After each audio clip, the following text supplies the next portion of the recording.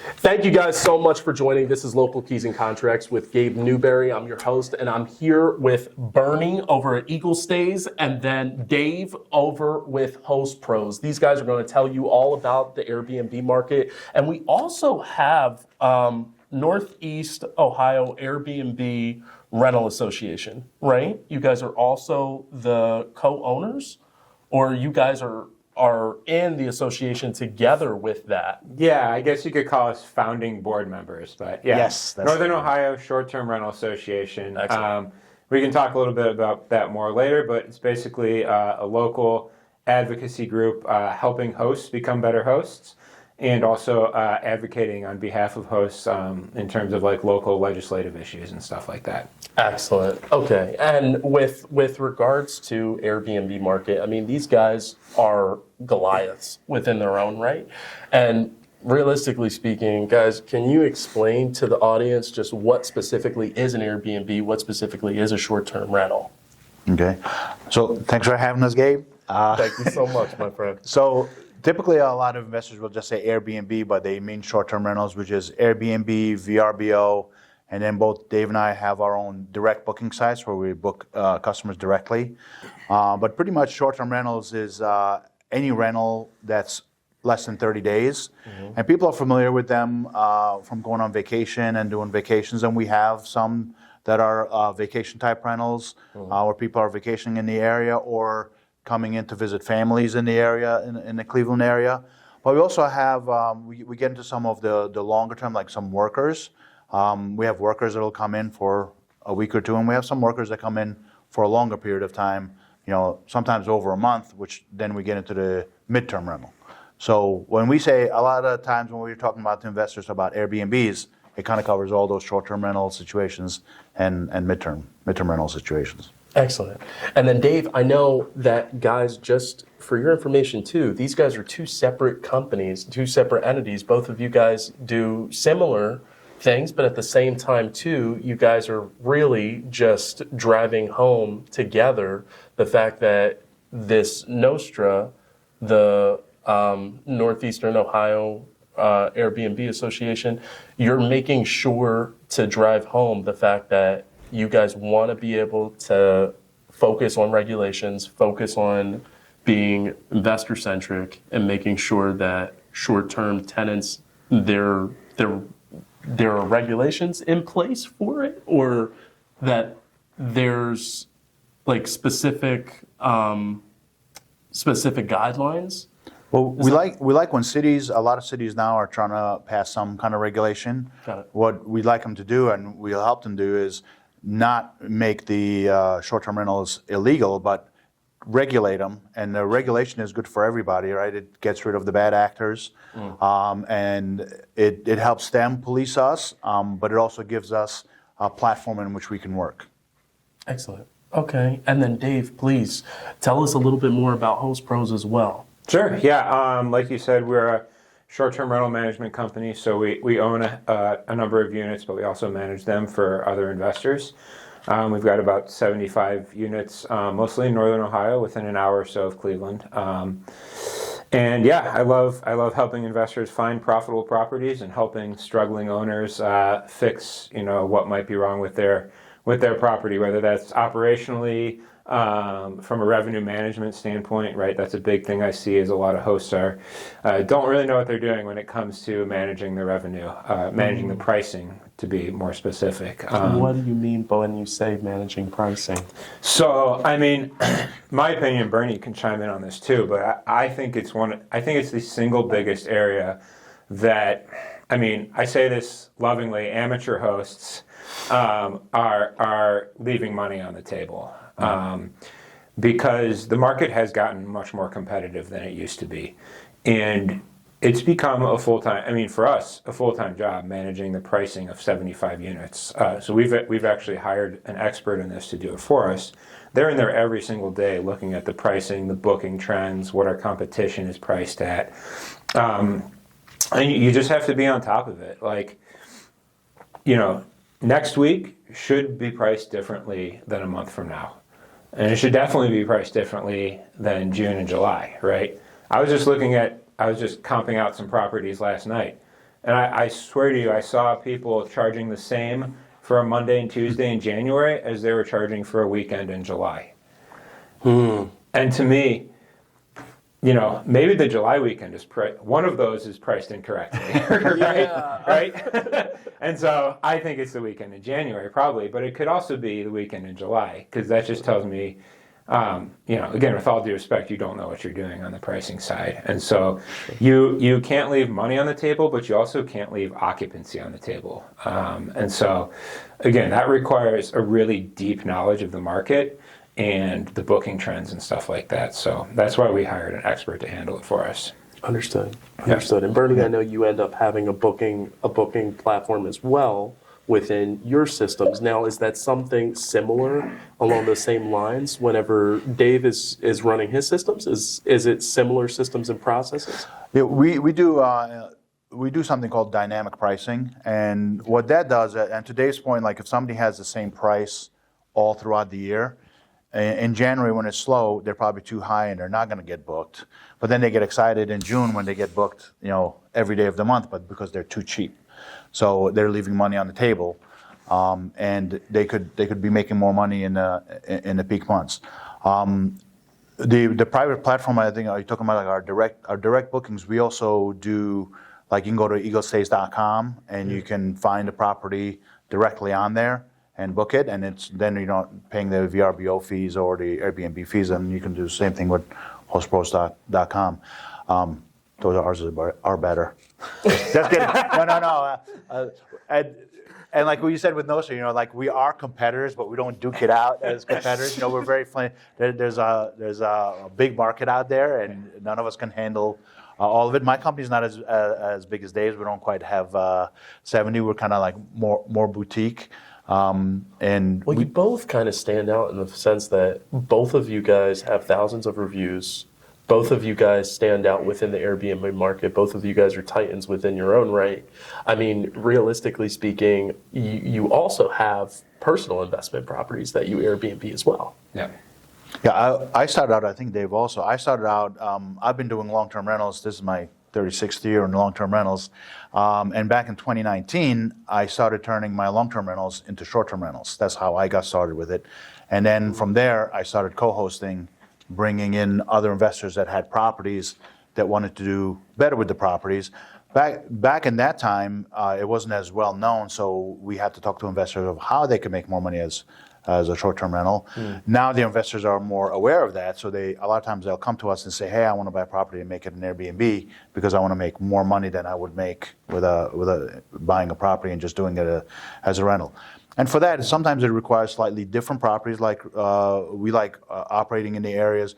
So there's two different markets that we're dealing with. There's the urban market, right? Like the inner Cleveland, where it's more people coming in for work and visiting family and stuff like that. Sometimes in the downtown area, we have some where they come to games, football games, basketball games, baseball games, stuff like that. Especially the visiting teams fans, that follow their teams around. Yeah. So we have to cater to our competitors there also. But then we also like the true vacation markets, right? Like we both invested in Portage Lakes and in Sandusky and in Geneva and those areas. And we're also both looking to expand even further out, like the kind of rural areas where it becomes kind of like a destination. Right, like where you're not coming to Sandusky to go to Cedar Point, but we might have something, say, I just did one in Worcester, where you come to Worcester just to be out in the country and just spend a week there with your family and have a good time. So I like doing those. Sure, and I kind of leaning in too, and Dave, please touch on this as well. Like with regards to locations, where do you guys see Airbnbs kind of filing through? Is it primarily in those hotspot zones? Because when I think Airbnb, I think, okay, we're going for a quick vacation or something along those lines. But I've heard some for business professionals too, like executives or things like that, sometimes end up going inner city.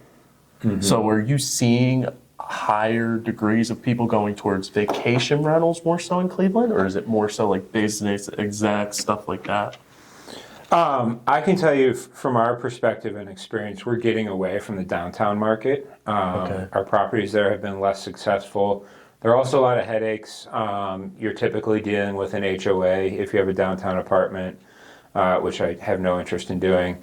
There's also parking issues downtown for our guests and our cleaners when they go down there to clean. So we have a handful of units left downtown, but a lot of those are probably not going to be in our portfolio within a year or so. Okay. Yeah, you touched on like who is coming to these things. That's probably the most common question I get from, people I'm talking about this with casually, friends and family and stuff. And the answer to that is literally everyone you can possibly imagine, because we have everything from a downtown studio apartment to an 8-bedroom lakefront home in Geneva on the Lake. Wow. And so we've got, yes, business travelers for sure, downtown tourism, people coming for family, friends, holidays, weddings, funerals, right? The Cleveland Clinic drives a lot of traffic.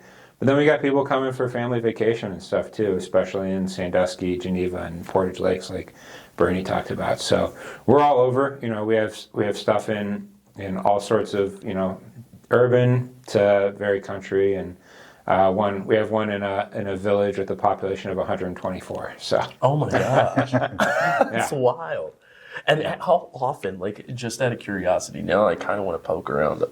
What volume are you guys doing? Like, what are the hot market times? Like, Bernie, I know off camera we were talking about this a little bit, where you were saying March is kind of where things kick off. But obviously, I know it makes sense because during springtime, everybody's kind of ripping and rolling with holidays and stuff like that. Now, is that usually the hot zone, or is there also kind of an uptick during the winter time, like during holiday season, stuff like that? For me, I found March, April starts picking up, but then from the middle of May through the middle of August is the really the peak season for most of our properties. In winter, it tends to be slower and we have more vacancy, but that's when we get more midterm rentals because the properties are available, so we can book it for a month or 2 months at a time, where we never have a month or 2 months available in June or July. Got it. And I know, like, Airbnbs, period. I have 1 or 2 investors that do Airbnb, but they do it in Ohio City. And I have one that's just, she's getting inquiries left and right during the summer. The other one barely gets anything, which is odd. Is there some sort of disparity? And obviously that's where you two come in as the professionals. Yeah, and have leading them call me. professionals. Absolutely. No, as soon as you guys mentioned that, I'm like, oh my God, because there's not really a lot of people that want to jump into the short-term management market because it's so complicated. I don't think people understand the intricacies within all of it. Because God forbid, everybody gets fixated on the numbers that you can get and the potential rent projections and the income. But the only issue is they forget all of the small details and the tiny details that could be massive expenses. Right. Yeah, for sure. For both of you guys, how do you end up managing that with new clientele on onboarding whenever you're starting to have a conversation? Yeah, it's a pain point for sure. Whenever you get into a new house, you always start finding stuff you didn't see the first time when you start digging into it. We're dealing with an onboarding right now. Guys put a ton of money into it at our direction, but we got in there. We needed to hook up some dishwashers for him. Our maintenance guy gets in there, and there's no outlets for the dishwasher. So now we got to run a bunch of electrical for him. We're going to get an additional, whatever the bill is for that. And so those things just happen. I can do a general walkthrough of the property, but I'm not an inspector. I'm not a contractor, and so I'm not going to catch something like the fact that the dishwasher isn't hooked up or there's not an outlet for it, right? And so it's really challenging. But yes, the last 10%, and Bernie, I'm sure will agree, the last 10% of getting a property up and running is always actually the most work because there are just so many little things you have to button up. It's not like a long-term rental, right? Your long-term rentals don't get reviews, right? The whole business revolves around reviews for us. And so people will leave you 4 stars, which is bad in our business, for the smallest stuff, or sometimes for no reason at all. The most frustrating thing because is it snowed. Yeah. Because it snowed during their visit. Yes. People expect a refund when the power goes out. I'm like, I didn't turn your power off, man. Like, call First Energy because they don't give me a refund when the power goes out. Why do you think I'm going to give you a refund when the power goes out? Well, do some people even nitpick too on stuff like internet outages or stuff like that? Sure. Always. Are you serious? Yeah. Yeah, they nitpick anything that's not there. And one of the challenges we have, and what Dave was talking about in the last 10%, is we want to make sure we take care of everybody's needs, right? Like all the little things that in a long-term rental you don't put in, but like you got to have like a pizza cutter, a wine bottle opener, because if somebody goes there and they don't have a pizza cutter, they get very upset. I'm like, you can use a knife. It still works. Wine bottle opener is a different story. Yeah. But when we're equipping the house, that's one of the surprises that a lot of investors don't see, is like how much money goes in to furnishing the property, because they're thinking, a couch, a couple of beds, a dresser, that's it. Like, no, you got to fill, you got to have forks and knives for everybody that's going to be sitting there, all the dishes, Extra cups, sheets and towels, extra sheets and which are towels. expensive. Right. And there's a lot of little things in there. And then we also do a lot of tech. So I don't know if you want to get into the tech, but like, in order to protect their property and let us manage the property well, we use a lot of tech. Like we both use like cameras to see who's coming into the house. We use some kind of a noise monitoring device so that, if it gets too loud in there and we don't want to bug the neighbors. Smart locks, yeah. So there's automated entry, and so all of these things are in access. Not putting like a $20 deadbolt lock on there. We're putting a $300 smart lock on there that we can remotely control and monitor and make sure the battery's good in it. So all of these things add up, and the investors are sometimes surprised at that. But when you do it right, you get to the point where you have a very happy guest that's staying there because they got into the property okay, and we monitor them getting it in, make sure they don't have any frustrations with the lock getting in the door, and once they get in there, they have everything they need. And then after their visit is done, that the cleaner goes there, and some sheets and towels get damaged during the stay, so we always have extras at the house. So we always have, like when we launch a new property, we usually have at least 3 sets of everything and the sheets and towels, because as they start getting damaged, we need an inventory to use up and then replace them. Well, that's another huge component too. And if you guys want to kind of touch on the tech first, that's absolutely fine. But I'm curious too with regards to maintenance on all this and making sure that after people end up leaving, do you have any spot repairs and things like that you have to do? Obviously, I know housekeeping and stuff you have to maintain. Yeah, that's where all the bookkeeping, I'm sure, comes in. It's trying to make sure that you're keeping track of all of that. But yeah, so we use we have several maintenance people that are kind of on call for us. I know Dave has his own maintenance person that he sends in direct, but pretty much like on our busy season, a guest checks out at 11, new guest checks in at 5. If there's something broken in there, we need to get it fixed between 11 and 5. So we need to send someone in there to fix it right away. Now the caveat on that is, I will tell you this, that the better guests don't do as much damage, right? Like you can hear some nightmare stories about the guests damaging stuff. For the amount of bookings we have, it's a very low percentage that there's damage that has to be in there. Now also, if you have cheap furniture, it's gonna break easier. Yeah. So like my very first Airbnb still has, and it has the most bookings we've had, it still has, everything is original except the sheets and towels. But everything is still the same stuff we've had, and that one's had probably close to 500 bookings. Wow. Still the same bed, still the same mattress, high quality mattress. It's still good. All the dishes are still good. All the forks and knives are still good. All the cookware and stuff like that. All the appliances are good because they were good quality to start with, so they haven't gotten damaged. And we screen the tenants. The guests. We screen the guests, so we only allow good guests going in, and then they're not throwing a party. They're not doing anything wrong because they're usually there for a purpose, right? And then as long as the purpose is what they tell us the purpose is, then everything is good, and they usually don't end up doing a lot of damage.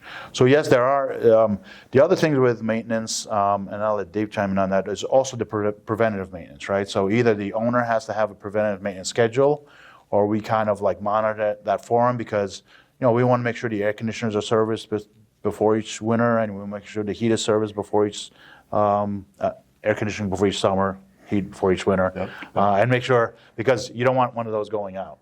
God forbid. Yeah. No. Pipes bursting. Yeah, and everything part blowing of up. part of that tech is also electronic thermostats, which we can monitor, so we always know what the temperature in the house is. Because if it's vacant in winter and it like right now, if the heat goes out and nobody there to notice it, it'll drop below freezing pretty quickly in a couple of days. Yeah. Just so that you guys know, we just dealt with a torrential storm. But yeah. It's like all hell broke loose. But Yeah, so on the maintenance side, we've recently hired 2 full-time maintenance guys onto our team, which has been huge for us as a company, huge for our clients too, because we save them a lot of money. Light switch isn't working or something, I can send my guy out there. We bill his time back to our clients at $55 an hour. Versus if you send an electrician out there, you're getting a bill for a couple $100 before he even starts doing anything.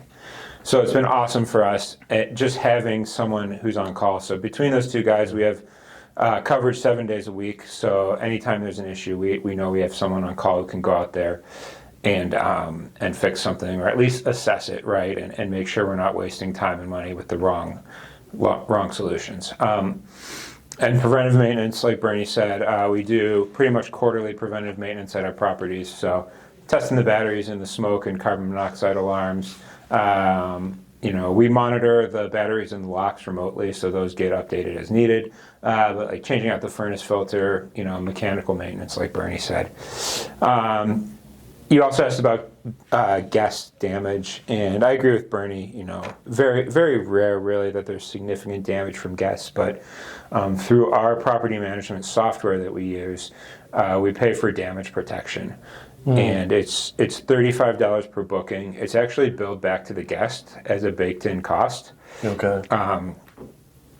So whatever our revenue manager sets the price at, the software automatically just adds $35. It's much easier to file claims and get them paid through that than it is through Airbnb. So it's a $25 minimum. So even if it's a set of sheets that got stained, we can claim that and get it reimbursed. It also covers, if God forbid we get bed bugs, it covers lost income for the bed bugs as well as the remediation service, and also like a little bit of liability and actual property protection. So it's a really nice thing that we have. It's definitely an investment for us, but it's saved us so much time and money. Yeah. That's So, huge. That's yeah. huge. And with the co-host platform, when you're kind of walking step by step with these clients, I mean, how are you guys navigating that as they come? Because I can only imagine, especially for some newer investors that are jumping in, right? And this might be their first Airbnb. For some, it's like, okay, well, it is what it is. Within real estate, you only control about 20% of it. But Yep. for some, it's like, God forbid, okay, they're seeing the bills stack up, they're seeing everything going on, even though the income's coming in. Sometimes it can be a tough hurdle to go over. How do you guys navigate that? How do you guys walk step by step with your clientele? Whoever wants to start off, I'd love to hear both of your perspectives on that. Yeah, go ahead. I think the very first step is making them aware ahead of time so they know what to expect. So it's a little education up front when we're setting up the property. What we do is we tell them the expenses they're expecting to have in there and what they have to pay for and what we can get covered with like an insurance policy, the short-term insurance. We go through that, but then also a lot of times, especially if they're experienced long-term rental managers, they're used to like, well, I make so much a month consistently, but then when the property is between tenants, that's when they have all their vacancy and all their expenses. So they only see it at one time. So with us, the vacancy and the expenses are kind of distributed throughout the year. So as the year goes on, we're doing the maintenance on it, we're deducting anything like that, and anything that breaks, we're fixing right in between the guests, not after the tenant leaves. The second thing is also we have like a threshold, like if it's a minor item, like if something goes that we need to send a handyman in, it's, $75, $100, clogged sinks, stuff like that, then we'll just do it right away. If it's anything over $200, then we'll consult with the property owner.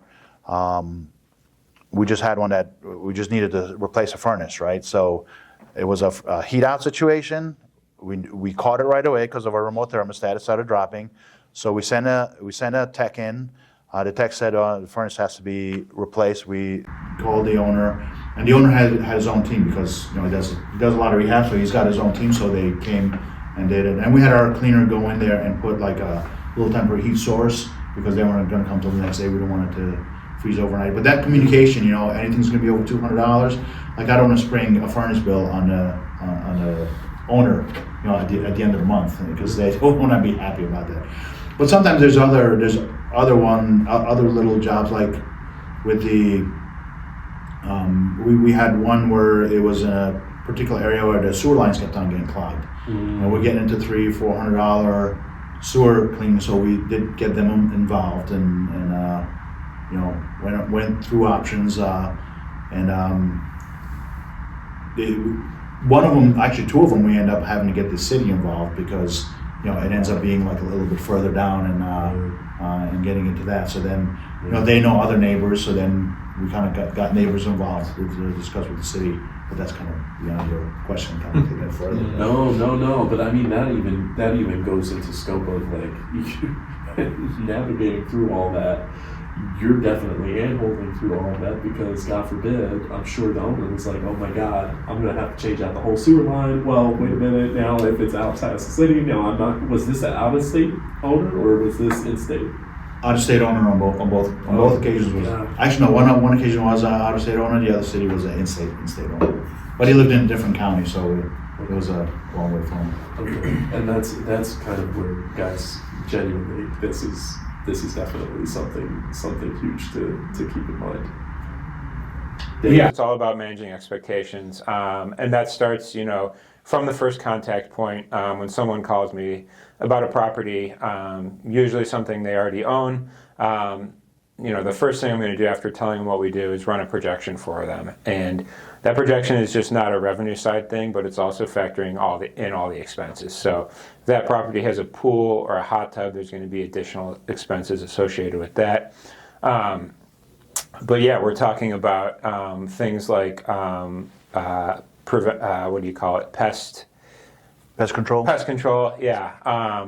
Utilities, right? You have a long-term tenant; they're typically paying the utilities. Not the case here, so you're gonna have at least a couple $100 a month in utility bills, internet, potentially trash removal depending on where you live, right? Supplies, so we're gonna be restocking coffee, toilet paper, Kleenex, you name it, right? There's a cost to that. Yeah. So being super transparent about all the costs associated with doing this too. And then I'm always pretty conservative on my projections too, because yes, I want to sign these people. I want my business to grow, but the last thing I want is someone coming back to me in 6 months and saying, "Hey, I spent $40,000 to furnish this house. It's performing $20,000 less than you told me it's going to do." So pretty conservative about that. Like Bernie, we have a threshold where we'll consult with our owners. If there's a major repair, but simple stuff, we're just going to take care of it. A lot of times we have to. We've got a same day turn. We've got 6 hours to fix this problem before another guest comes in, and the alternative is to cancel it, lose all that money. So you might as well just fix it and get on with it, right? And during the busy months, seriously, when you're dealing with that, I'll probably shut that off. No, you're fine. No, so when during the busy months, seriously, just with navigating, dealing with unit turns on such a quick basis, how do you guys end up getting the contractors on call? Like, do you have them on call immediately, or is it just pretty much like you just have systems and processes that are down, that you just have a massive Rolodex? You just go straight through, you get the contractor, file it in same day, because God forbid, I'm sure when you're managing that many properties all at once, because I believe you have 70, over 50 for both of you guys, and God knows. So it's like whenever you're doing that, how do you guys keep track of all of those during the busy times?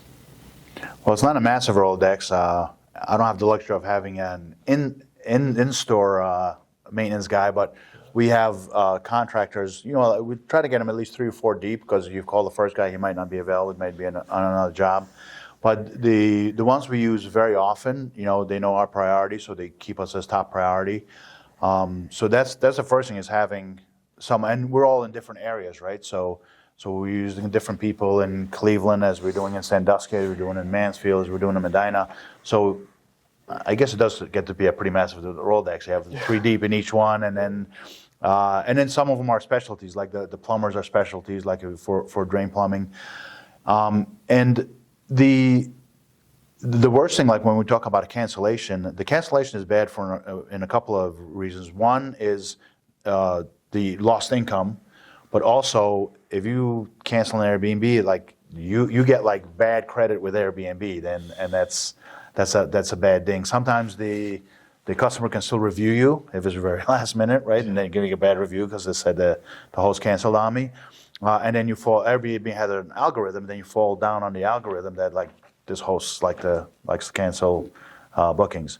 Luckily, in all the bookings, we've only had to cancel maybe like 3 or 4 for like really detrimental sewer backups, flooding the basement. Like we had one of those last year, and the customer was very upset because they booked way in advance, and we went in to clean it, and the past guy says, I smell something from downstairs. Well, they didn't go downstairs, and we sent a guy, is like, we've tried to get it cleaned up, but it wasn't.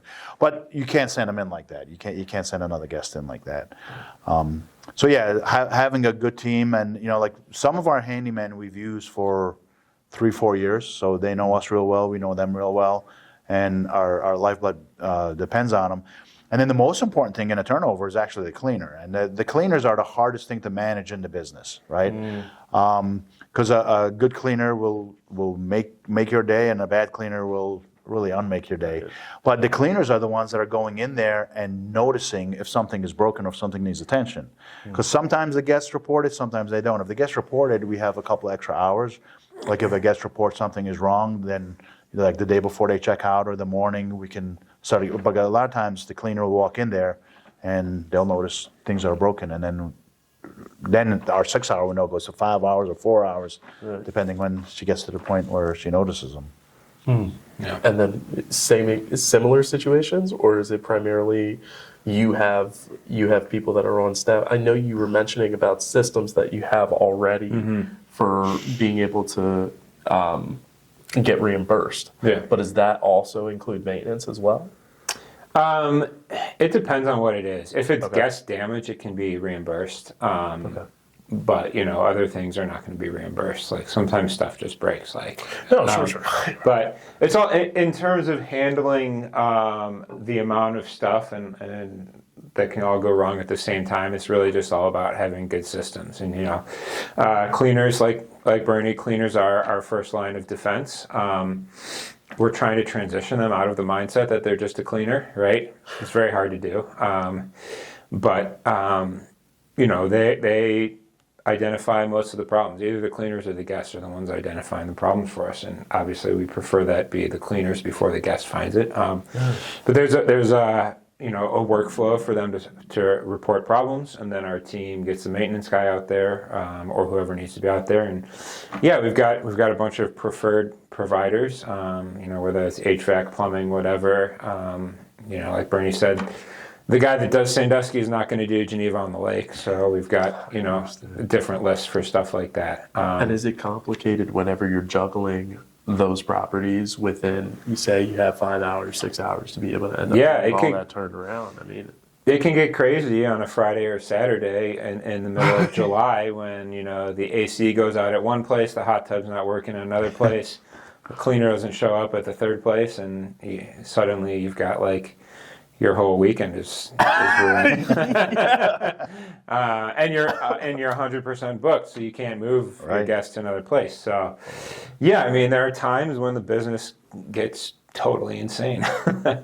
Is that one of the reasons why you guys are foundational on you guys are creating this Nostra? Is that more so the reason for that, is to be able to end up having an association of Airbnb representatives or short-term rental representatives who are able to help create not only regulations but also be able to help support each other through connections, through vendors, through stuff like that? I'd say not primarily is why we set it up like that, but it does happen because we have socials, we have quarterly socials, so you do get to know other people, so you can post, we have a Facebook page, so we can post in the Facebook page saying, hey, does anybody have a plumber that's available on short notice in such and such area, and people will share. There's a couple of different Facebook groups for that already that are well established, but I'm sure ours will get there. Ours has only been up in a year. A year ago we started doing that, right? About a year? Yeah. Yeah. Mhm. That's terrific. Yeah. And then how many people are actually in the Facebook group now? Do you know? Like 125 or something like that. I don't remember. Yeah. Wow. And that's for all Northeast Ohio? Or is that just primarily like just a few counties for now? It's actually Northern Ohio, so it'll include, we don't really I don't think we have anybody from like the Toledo area, Okay. but they can be in Toledo area and Youngstown area, basically down almost to Columbus. Jeez. Okay. And then within that, you were saying that's not necessarily the case. So with regards to Nostra, I know I keep on getting tongue-tied with regards to it. It's short-term rental association. Yes. So with regards to that, for Nostra, what specifically was your main goal and focus for why did you guys decide to create a chapter? Is it like a chapter here? Yeah, it's its own nonprofit entity. The goal is to help hosts be better hosts. So talk about standards, safety standards, hosting standards, who you let stay in your property and how you screen them. So yeah, elevate the hosting community, improve the reputation of short-term rentals and short-term rental hosts in the community, and also advocate on behalf of short-term rental hosts and owners when there are legislative issues popping up, like cities that want to ban them. So we do our best. Bernie and I just went to a meeting a couple weeks ago to talk to city council members, educate them on what measures are reasonable and what's not, what's going to help prevent problems, what's not, what's going to weed out the bad hosts from the good hosts, what's fair and reasonable and what's not. Do you direct your clientele towards the association? Or do you primarily want to keep it obviously within the parameters of like managers, or is it anybody who owns short-term rentals? It would make sense for them to be in it. I wouldn't say I don't direct my clients there necessarily. Yeah. A lot of my clients are out of state. Not all, maybe half of them, I don't know. But mostly local operators, I would say, who are really tuned into the community. Sure. And when you say tuned into community, can you elaborate on? So other people, other than like the regulations? Yeah, well, there's a lot of solo operators, right? There's still tons of people out there who are renting out one house or one apartment on Airbnb, and it's just part of what they do, right? It's not their life like mine. Yeah, right. But those people still have a vested interest in this stuff. They need to know what's going on in the community, and we all need education, right? We all learn from each other. So, it's those people. Service providers like cleaners should definitely be in this group. It's good networking for them. They have a vested interest in legislation and standards and stuff like that. The group information will be in the description for you guys to join. It would make sense for realtors to be part of this group. You might meet some clients. You might learn something that would help you educate your clients better. I think everyone in real estate has an interest in property rights, and not having governments tell us so much what we can and can't do. It's a fundamental belief of mine, at least. And I think most of the people in the group would agree with that. So, yeah. Sure. Bernie, anything to add? No, Dave said it perfectly. Perfectly. Got it. Got it. And then with regards to that, I guess along those same lines, guys, what have you seen, especially for, I guess, Cuyahoga County, and then we can kind of expand out towards Portage or places like that as well. What have you seen within local communities, municipalities? I know each one is different, but what have you seen with differences and nuances within the short-term space? I'll let you take that one. Okay. We're very well Are you versed in talking? this. Are you talking in terms of like regulations, legislation? In terms of regulations, legislation, but then at the same time too, even more so, just I know now more than ever they're starting to end up cracking down, I guess, on some short-term for the short-term rental space and Yeah. potentially even the mid-term rental space as well. Like the Ohio City, Parma Heights, places like that. Bernie and I were discussing. I'm just curious if you can kind of let us know just some of the noise behind that, Yeah. as well as what's actually legitimate to worry about. Yeah, it's complicated to say the least. I can imagine. Yeah. So, to start with, there's something like 56 municipalities in Cuyahoga County alone. Right. And so they all potentially have their own rules or lack thereof regarding short-term rentals and other property use restrictions and stuff like that. So just knowing what the rules are is hard enough. I don't know what they are for all 56 municipalities. I don't think anyone does. It got more complicated. Some places have always had regulations or have had regulations for a while. It's been pretty much illegal in Shaker Heights for a long time, Bay Village for a long time, North Olmsted, and those are just off the top of my head. Sure. A year or two ago, there was some legislation at the state level that was introduced that would essentially ban cities from banning Airbnbs. Oh my God. And so the most recent iteration of that bill that's still in committee grandfathered in any existing regulations at the time that bill may be passed. So all these cities saw this and said, let's get some regulations in place so that if they do pass this bill, we're protected. So we've seen a lot of cities popping up right now trying to pass some sort of regulations.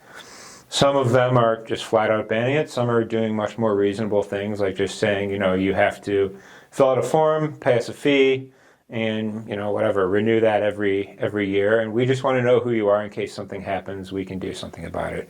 It's the type of thing that we totally support. I think cities should know who's operating those types of rentals in their communities and be able to deal with the ones that are doing it wrong. Are they also kind of grandfathering in, say, Airbnbs that are doing certain things that after regulation they're a little bit more lenient on, or is it immediate fines and immediate problems? We're dealing with that right now in a number of cities.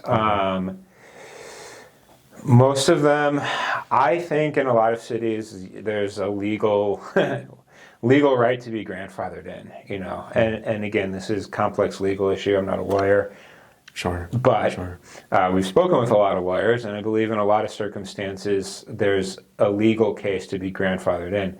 The cities don't come out and tell you that. They say, we passed a new law, and you're now in violation of it. And they don't say, if you fill out send our law director a letter, you can get grandfathered in. But we believe that's the case in most places that are banning them. So if you're already operating, I think you have a good case to get grandfathered in.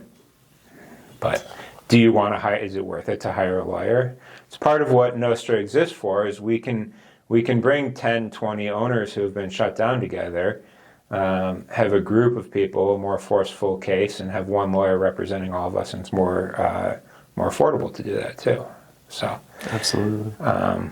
yeah. So like I said, it's very complex. I can imagine, and I knew it was a nuanced question. It's just more so. I just am curious with what have you seen more so over, especially this past year, Yeah. with regards to all the changes. Yeah. Like what have you seen over the course of the year with regards to the Airbnb market, the short-term rental market, Yeah. even potentially mid-term rental market, maybe even we'll just say Cuyahoga County, that has been the biggest hurdle. Yeah. Yeah, I mean, I think regulation is an existential threat to our businesses at this point, which is why we're being active about it. From my conversations, and I think Bernie would agree, we've talked to a lot of legislators who, frankly, don't know the space well enough to be regulating it without input from people who do know the space. Sure. Now, yeah, I get it. Serving on small town city council, it's really impossible it's not a full-time job. But the answer is not just to shut it down. Let's talk to all the stakeholders and figure something out that works for everybody. From an investment standpoint, it's shifted my strategy and philosophy, and this is why I'm looking more at tourist locations that have already regulated this stuff. Sandusky already has regulations in place. Pretty restrictive, actually, but if you know how to work within them, it can be very, very profitable. And, regulations are a good thing. Like, they're just the rules of the game, right? Like, you can't play the game if you don't know the rules. Every game has rules, things you're allowed to do and things you're not allowed to do. So just learn them and work within them. Geneva on the Lake, another example. They've already regulated. Their whole economy is based around tourism, so they're not gonna shut these things down. Sure. Yeah. And that's a whole nother reason, guys, why having professionals who are managing these properties are all the more important. And it's not necessarily driving home the fear factor of regulation, because regulation across borders is always going to happen. But the reality is, I mean, just from what you're hearing from Dave's perspective, it's more nuanced. And unless you want to be spending high dollar amounts towards lawyers, you also want to end up having proper representation for these properties. People like Bernie, people like Dave that are consistently dealing with this on a daily basis. They're always in the weeds. They know this process in and out.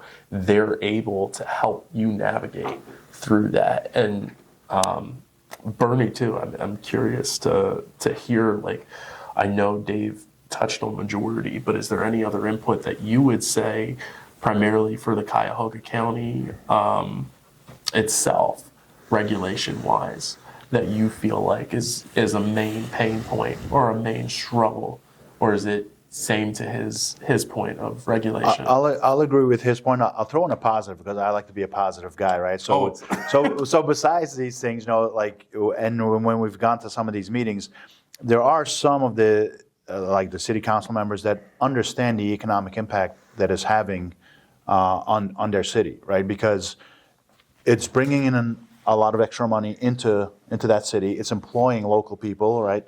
The handymen are local people. The cleaners are local people. A lot of times, even it could be an investor could be a local person also, like especially in the mom and pop operations where somebody just has an extra house or two in their neighborhood. Yeah. So it is an economic driver, and their constituents are benefiting from it.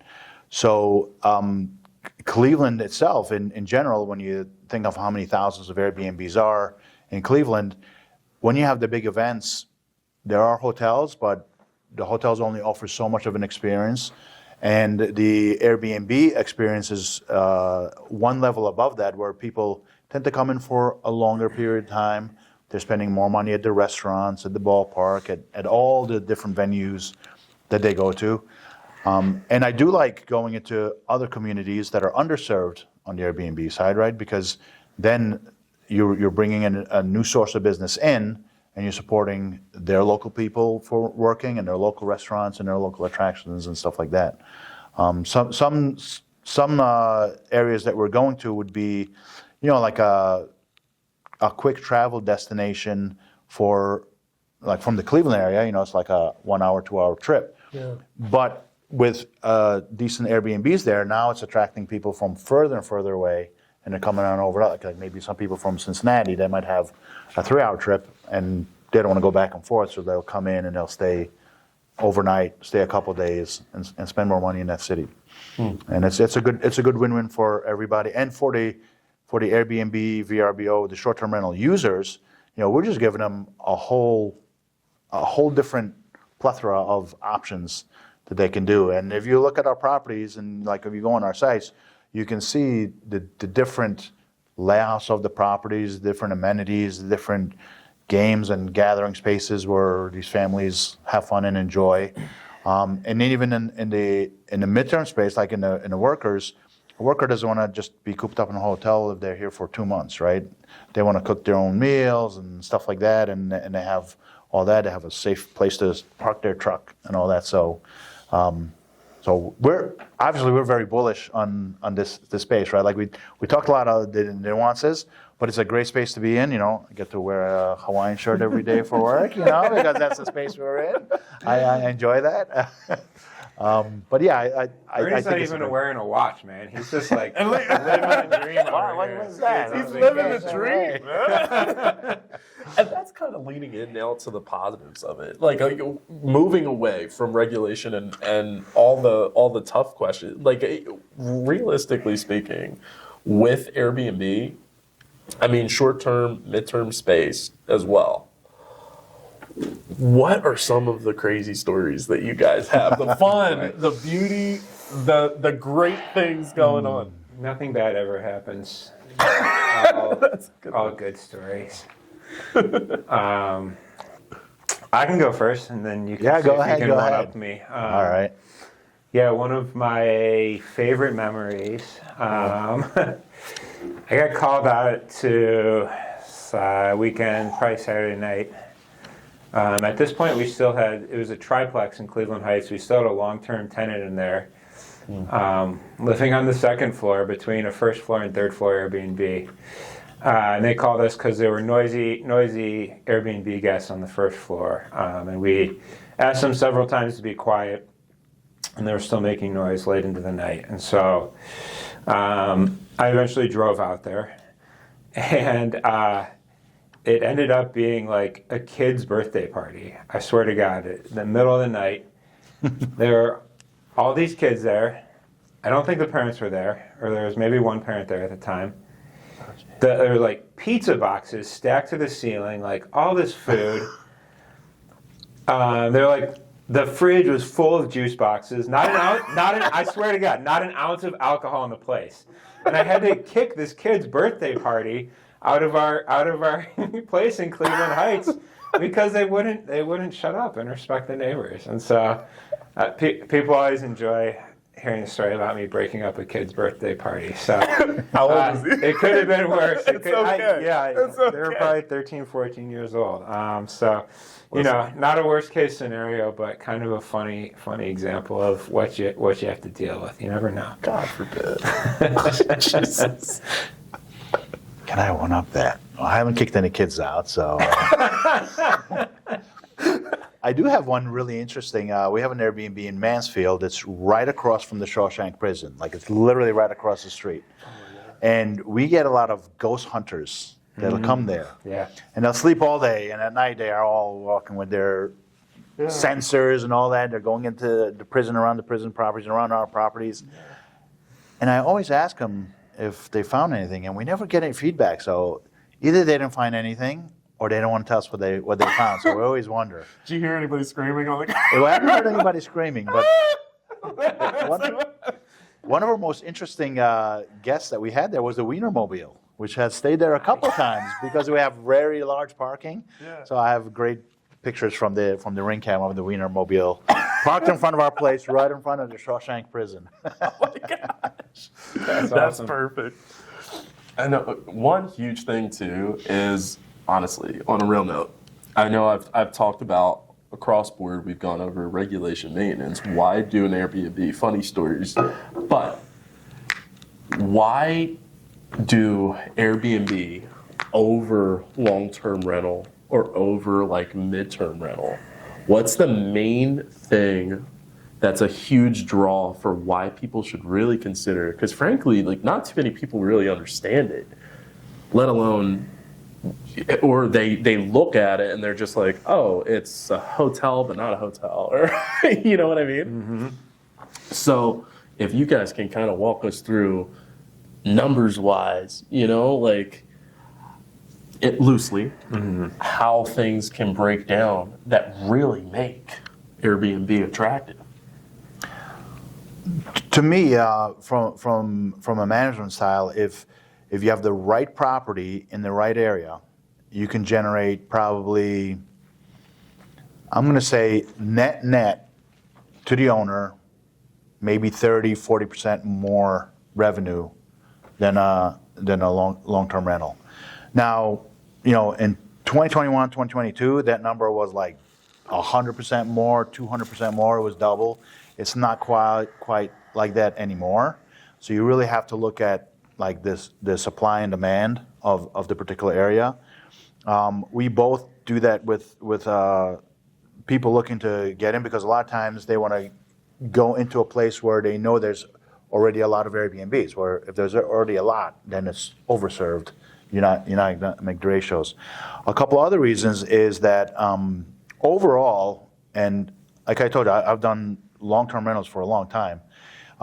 The houses stay in much, much better condition as an Airbnb. So as a long-term investor, that house after 4, 5, 6 years, it's in tip-top condition. You're mentioning that one that still has pretty much all the same furniture, all the same amenities, all the same. Right, and Wow. for all the long-term rentals, like it's very rare that a long-term tenant leaves a house and you're not doing a bunch of work. And especially like, I have some long-term tenants that stay for a real long time. Like I've had some that are 14, 15, 16 years.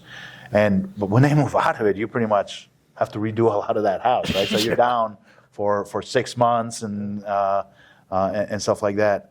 And the third thing is, and somebody was just telling me this, like, actually they mentioned this at one of the council meetings. If you're in an Airbnb, if you have a long-term renter and they're bad people and they're bugging the neighbors, they're in there in a year for at least for a year, at least, right? Yeah. And you're not gonna. With us, we get somebody bad, they're there for a weekend, for a week, and then we're done with them. And then we can readjust and we say, okay, we got to make sure on the next guest we screen that we don't get people like these. You get the same opportunity in long-term rental, but it's a year cycle and it's a slower progression. So I think the properties, all my properties that I've had as short-term rentals, they're all in as good a condition as they were day one. Sometimes even better, because we keep improving on the property, because we're improving the guest experience. Yeah. So we're adding amenities, adding stuff. Like this time of year in the winter when it's slow, this is when we do all the little fixing, right? Because so try to make better revenue next summer than we did last summer. Got it. And is it a similar situation for you as well, David? Yeah, I mean, those. I would also add, there are just really, it's a cash flow play, right? So we have several houses in our portfolio that are probably $400,000 to $450,000 houses, but they're going to do $100,000 in gross revenue in a year. So just much bigger cash flow. Also, we don't really manage apartments for other people anymore. We're really focused on higher end single family, but I own a couple 2-bedroom apartments that would probably rent for $1,400, $1,500 a month. They do $34,000 a year on Airbnb. Wow. So almost double there. And that might not make sense if you hire a company like mine or Bernie's when you're paying us a lot for that sort of margin. But it does make sense for me because I own them. I get free management. So if you're going to manage it yourself, well, what I'm saying is if you're just going to manage it yourself and you only have a couple of them where you're willing to spend the time on it, something like that can make sense too. Something else I want to touch on, I'm not an accountant, but there's also this concept of accelerated depreciation, which I know Bernie's familiar with too, and cost segregations. And so this is really popular strategy with high W-2 income earners. So doctors, people in the tech industry, especially in California, where property is also very expensive. So I get a lot of calls from these people. They might make $400,000 or $500,000 a year salary from their job. They're like, man, I'm paying this huge tax bill. I have one client who consistently tells me, Dave, I need more expenses. I love clients like that. Right? Change the furnace. Yeah. Change the Because he makes so much money, he has a big tax. He doesn't want to give the money to the government, and so. The basic idea of this is that you buy a higher priced house, right? We're typically talking at least $500,000 house for this to really make sense. Right. But you can accelerate 100% of the depreciation of that house in the first year that you own it and make it live on Airbnb. So if I buy a $500,000 house, I might be able to accelerate $250,000 of depreciation take $250,000 of depreciation in that first year of owning that house and not pay taxes on $250,000 of my income. You do that every single year. You That's could stack incredible. these investments, you're stacking tax gains on top of that. So talk to your accountant. Like I said, I'm not an accountant, but hugely popular strategy, part of the big, beautiful bill. This was made permanent, I think, right? A permanent measure. So it's a popular tax strategy for short-term rental. And that's only short-term rentals. You can't do that with a long-term rental. Okay. And with regards to short term now, does that also coincide with midterm rentals as well? Or that's strictly short term? Strictly short term. Strictly Yeah. short term. Strictly short term. Okay. Yeah, average stay of under 7 days, I Right, think. yep. Yeah. Okay. Yeah. And then with regards to midterm rentals, also, I think people kind of always think that it's interchangeable, short term and midterm. They're not really understanding of the short term play is more so going to be extremely that, more so Airbnb, Verbo, when people are staying for short stays. Midterm is more so along the lines of like 6 months or so, would you say, or somewhere along those lines? Anything over 30 days. Yeah. Anything over 30 Yeah, days. because we get 30, 60, 90 days. We do get some that are over 6 months. Yeah. But the 30, 60, 90 days are the more popular ones. And would you say there's a lot more Airbnb presence and short-term rental presence within our market? Or would you say that there's more midterm rental, or is it very nuanced in and of itself and I'm just not It familiar? is nuanced, but Okay. some of those do come in through Airbnb and Vrbo because people will do. We have had a 6 month that was all on Airbnb. Yeah. I got a year-long booking on Airbnb. On Airbnb, you did? Yeah. Okay. It's like a one-bedroom apartment, so it's like, Okay. but it's still like 18 grand or something on Airbnb. Wow, Yeah. that's good. Yeah. Yeah, it's crazy. Yeah. So it does happen like that because also like the company, sometimes it's the company that's putting somebody up. Yeah. Whether it's a construction company, they know and trust Airbnb, so they're going into a different market. Maybe they've never been in Cleveland, right? They're from some other state. So their policy is wherever we put our workers, we put them in an Airbnb. So then they book it through Airbnb. So it's a great platform for that. And Airbnb themselves, they are pushing for more greater than 30-day bookings. So they have an internal initiative, and they're a great marketing machine, right? So they're marketing for us to bring us those customers. So all good on our. And the other thing is with the reviews that both of you guys have, you guys are staples within those platforms, and that's I think a huge thing. Like, are a lot of your bookings coming through Vrbo and Airbnb as opposed to your? I know both of you guys have your own websites and Yeah. your own platforms as well. Yeah. And would you say it's primarily Airbnb and Vrbo, or even your websites as well, where you're driving traffic? For me, I'm about 60% Airbnb, 30% Vrbo, 10% direct. Okay. Yeah. We're, probably about 60% Airbnb. We're also on Booking.com, and some of our homes are on Marriott Homes and Villas as well. But yeah, we're probably about 60% Airbnb, 10% direct, and the rest is coming from those other sources. Yeah. That's absolutely phenomenal. And guys, that's all the more reason, seriously, having proper management, even though if you do it alone, there's possibility to be able to end up facilitating alone. However, having that direction, having that in-house, it's literally like having in-house counsel. They're not attorneys, but they're literally going to be the people that you go to, similar to having a property manager if you're out of state or even if you're in state.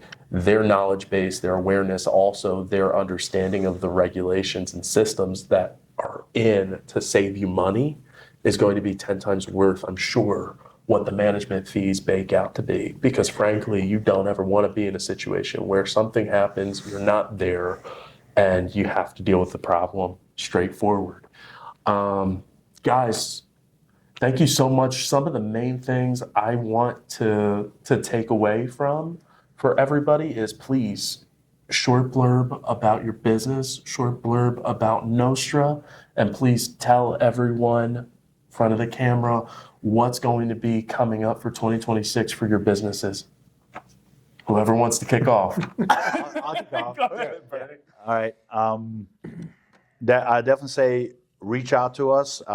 We love talking to people, whether You go in through Nostra to find out about how to run your business, legislation, whether they want to do one-on-one coaching consulting with us, help you in different parts of the business. If you struggle with it, if you want to have us help you find a house, set up a house, or run it for you as a regular co-host. As far as what's coming up big in 2026, Dave mentioned the cost segregation and doing that. I'm doing that a lot with investors, where we're co-investing together and giving them the bigger part of their tax deduction if they're high W-2 earners. That's really good, and we've done that in 2025. We plan to do a lot more of that in 2026. And we're still looking for big, beautiful properties. If somebody has a big property, like something I'm looking for is like a nice big. I like barn dominiums, and a nice big barn dominium in the country. Tell him, Bernie. You know, especially like people can bring collector cars in the barn dominium. All the collector car people, they don't have anywhere to go in the winter. They just keep them in the garage. So bring them in a trailer. So if somebody has a barn dominium, and we can do other events in barn dominiums. It's and a lot of times they tend to be in wide open spaces where you can have a little bit more relaxed atmosphere. So that's what I'm looking for 2026. It's been on my bucket list to have a nice barn dominium in the country. Please send Bernie a barn dominium. Barn dominium. Barn dominium. Barn dominium. Yeah. I mean, 2026 for us, we're trying to grow by at least 50%. So we're going to be out there networking. So find me at a networking event or call me if you need a speaker or a podcast guest. happy to do that. Thanks for having us, Gabe. If you're thinking of buying a short-term rental, please call me or Bernie before you buy the house.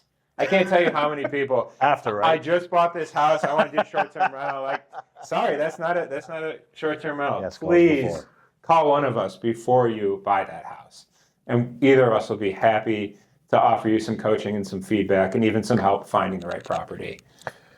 Guys, you heard it here first. Local Keys and Contracts. Thank you so much for watching.